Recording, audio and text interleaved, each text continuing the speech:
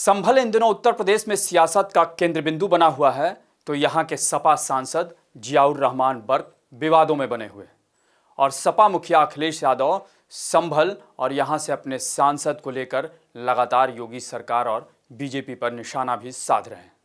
और अब उन्होंने जियाउर रहमान बर्क के खिलाफ बिजली चोरी में मुकदमा दर्ज होने को लेकर योगी सरकार पर बड़ा हमला बोला है। नमस्कार, मैं अभय राय। संभल से समाजवादी पार्टी के सांसद जियाउर रहमान बर्क पर बिजली चोरी का आरोप लगने के बाद उनके खिलाफ एंटी पावर थेफ्ट की धारा 135 के तहत एफआईआर दर्ज की गई है। यानी समझ लीजिए कि इस समय जियाउर रहमान बर्क के ग्रह नक्षत्र सही नहीं चल रहे हैं। और तो और सांसद के घर की बिजली भी काट दी गई और ये कार्रवाई उनके घर में 0 मीटर रीडिंग के बाद की गई है, जिसके बाद समाजवादी पार्टी प्रमुख अखिलेश यादव आग बबूला हो गए हैं।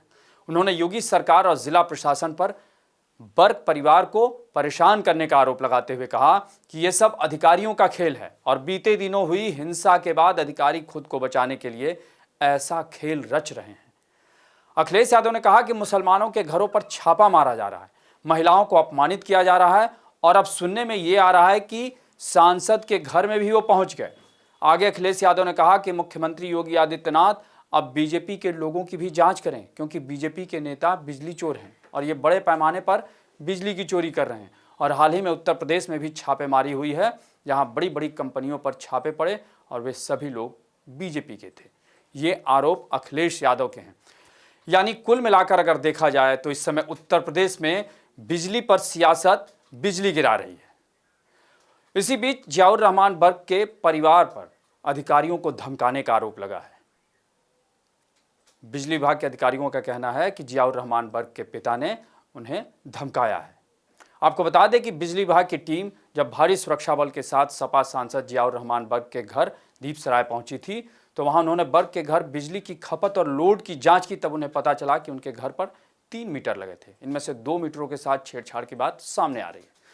बिजली विभाग की माने तो सपा सांसद के घर का बिल 0 आया, उसकी जांच की जाएगी, क्योंकि उनके घर में एसी, कूलर समेत तमाम बिजली के उपकरण लगे हुए हैं, बावजूद उसके मीटर रीडिंग में गड़बड़ी हुई है।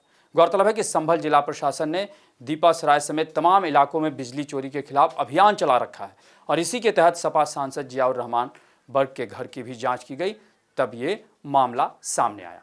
आपको बता दें कि संभल में पहले मंदिर मस्जिद विवाद को लेकर बड़े पैमाने पर हिंसा हुई और फिर सड़क से संसद तक इस पर ताबड़तोड़ सियासत ने इसे देश भर में चर्चा का विषय बनाया हुआ था।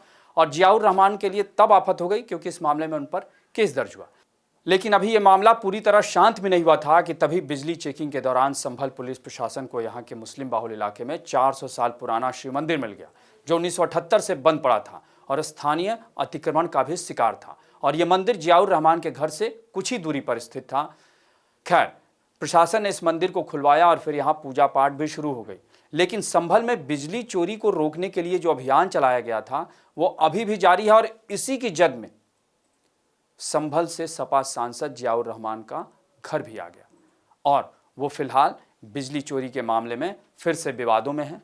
उन पर मुकदमा दर्ज हो चुका है और उत्तर प्रदेश की सियासत बिजली को लेकर, यानी बिजली चोरी को लेकर फिर से सरगर्म हो गई है, क्योंकि इस मामले में सीधे सीधे अखिलेश यादव कूद पड़े हैं और लगता नहीं है कि यह मामला जल्द शांत होगा। आपको हमारी ये रिपोर्ट कैसी लगी उसे कमेंट बॉक्स में ज़रूर बताएं और अन्य खबरों से अपडेट रहने के लिए बने रहें हमारे साथ, क्योंकि हम हैं बुलंद भारत टीवी, ताकत आपकी।